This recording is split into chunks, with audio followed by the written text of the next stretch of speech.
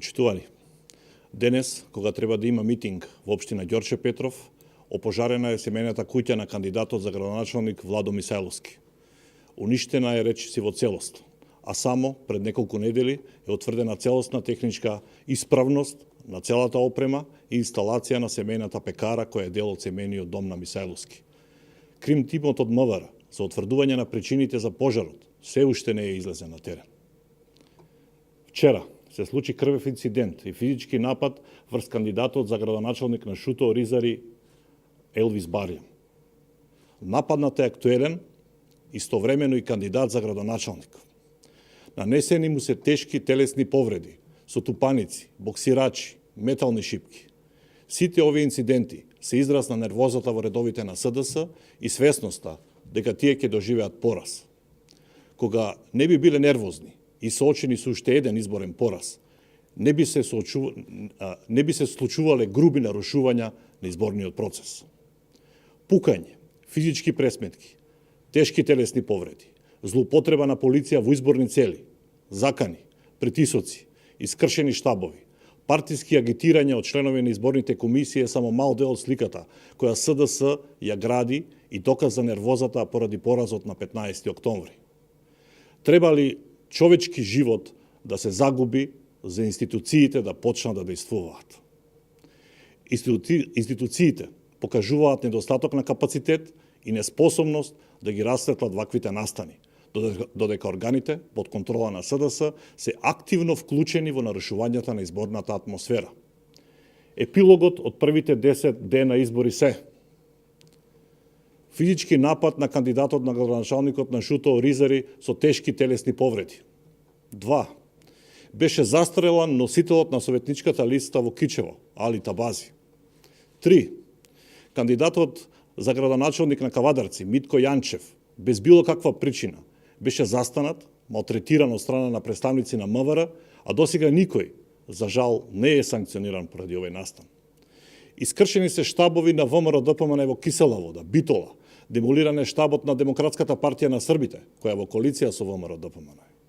Во Прилеп, кандидатот за градоначалник од СДС, заедно со пратеничката на СДС од Прилеп и директорот на Центарот за социјални работи, организирано делеа зејтин и останати намирници помеѓу граѓаните. Претходно, во Ресен, директорката на Центарот за социјални работи им се заканувала на станарите во социјалните згради дека ако не гласаат за СДС, треба да си ги пакуваат куферите. 2 дена подоцна, во Крушево, беше обелоденет скандал со сеча на огревно дрво, кое подоцна беше делено на граѓаните пред штабот на СДС во градот, секако барајќи гласови за возврат. Спротивно на законот, организираат избори и агитираат за СДС. Председателот на Општинската изборна комисија во Кисела Вода и во Кратово, наместо организирање на избори, одат и агитираат во кампањата на СДС. Имаме флагрантно мешање на партијата и државата. Министерката за труд и социјална политика се вклучи во изборите и ги лаже граѓаните дека ќе изградат градинка, а по кој знае кој пат, министерот за земјоделие Љупчо Николовски, иако реално ги намали субвенциите за 2,5 недели, пред изборите ветува дека ќе се делат сега нови субвенции. Куманово е преплавено со партиска полиција, која во последните 4 месеци Оливер Спасовски ја стави комплетно во функција на СДС, а цело СВР тетове на партиски состаноци во Мала Речица, зашто има и фотографии од тоа. Се случува организирана политичка хајка против кандидатите на градоначалници на ВМРО ДПМН. На само ден по објавување на кандидатурите се почна со објавување на измислени кривични пријави за измислени дела. Па така се поднесува кривични пријави против градоначалниците на Крива Паланка, само затоа што организирал превоз на ученици од социјално ранливите семејства за надоместок помало 3.000 евра. За градоначалникот на Велес, затоа што ставил точка на дневен ред пред повеќе од 5 години на Советот на општината Велес. За градоначалникот на Прилеп, затоа што не е осигурал општинската зграда од наградувањето извршено од шарените платеници, додека тие сега слободно шетаат низ градот, се разбира. Извршен е упад во исто време и во општината и фирмата на градоначалникот од Вевчани. Измислени пријави доби градоначалниците на Кавадарци, Ново село и градоначалникот на Штип, затоа што направил пристапен пат до фабрика која е странска инвестиција и која што вработува стотици штипјани.